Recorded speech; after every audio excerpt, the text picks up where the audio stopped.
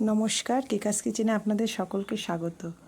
আজকে আমি একটা মাশরুমের রেসিপি আপনাদের সাথে শেয়ার করছি। এই জন্য এখানে আমি নিয়ে নিয়েছি ডুমো ডুমো কেটে রাখা আলুটাকে আমি জলে ভাপিয়ে জলটা ফেলে দিয়ে সর্ষের তেলে জিরে ফোড়ন দিয়ে গোটা জিরে ফোড়ন দিয়ে একটু লালচে করে ভেজে নিচ্ছি সামান্য নুন হলুদ দিয়ে।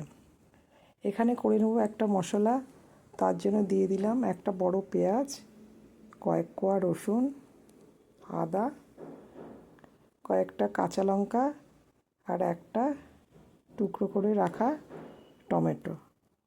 দিয়ে দেব দুটো তেজপাতাটা দিলে মশলার গন্ধটা একটা ভালো আসে, ফ্লেভারটা ভালো আসে, সেই জন্য আমি দুটো তেজপাতা দিয়ে দিলাম।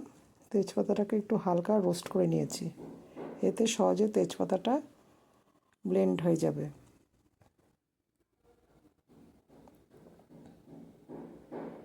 দিয়ে দিচ্ছি একটু লাল লঙ্কার গুঁড়ো আর দিয়ে দেব জিরের গুঁড়ো, ধনের গুঁড়ো আর হলুদের গুঁড়ো। সমস্ত মশলাটা একসাথে পেঁয়াজ আদা রসুনের সাথে আমি বেটে নিচ্ছি। আপনারা চাইলে মশলাটা পরেও দিতে পারেন। এইবার আমার মশলাটা হয়ে গেছে।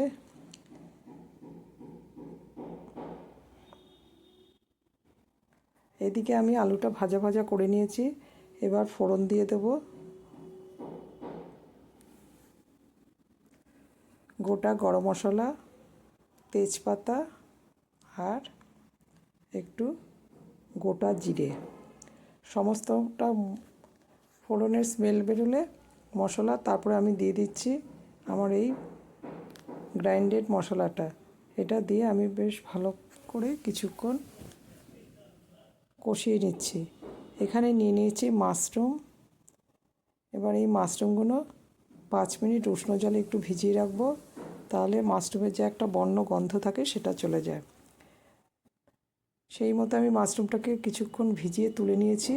মশলাটা বেশ খানিকক্ষণ কষাতে হবে, যতক্ষণ না টমেটোর কাঁচা গন্ধটা চলে যায়।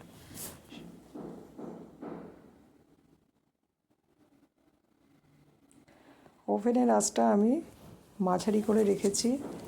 এই অবস্থায় আমি দিয়ে দিলাম এই ধুয়ে রাখা মাশরুমগুলো।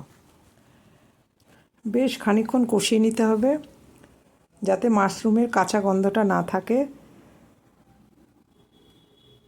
এবার খানিকক্ষণ কষিয়ে নিয়ে আমি এর মধ্যে দিয়ে দেব পরিমাণ মতো জল।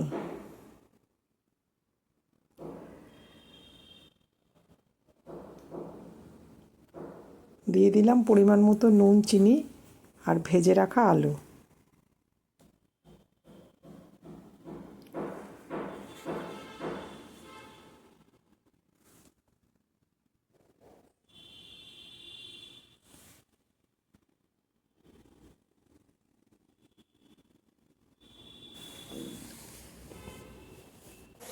কিছুক্ষণ ঢেকে আমি এটাকে ফুটিয়ে নিয়েছি। এবার ঢাকাটা খুলে দিয়েছি। মাশরুমটা হয়ে গেছে, একটুখানি গ্রেভি আছে, এটা অনেকটা টেনে নেবে।